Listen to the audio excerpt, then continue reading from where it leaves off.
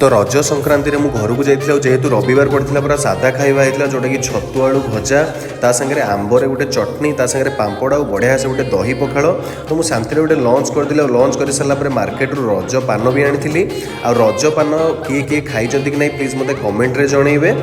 रज पान में जी प्रकार मसला पड़ा गोटे पान एकाथरे खाई तो आपको देखे दूँ देखो केते सब मसला भितर पूरा लोडेड होगी अच्छी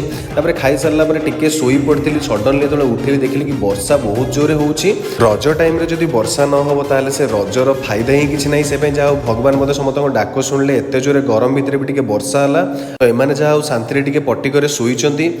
माँ को कहली जेहतु दही पखाड़ खाई शोई पड़ी टी मत टायर्ड लगुला तो माँ को कहली गोटे बढ़िया से लेमन टी बनई देवाई तो लेमन टी मु वर्षा पाखे बढ़िया से एंजॉय कली जेहेतु पुणी मंडे दिन ऑफिस जावाक पड़ो मु इवनिंग टाइम रिटर्न करी केउंझर को जदि आपण मो वीडियो भल लगुव लाइक शेयर सब्सक्राइब श्योर करेंगे। जय श्रीराम।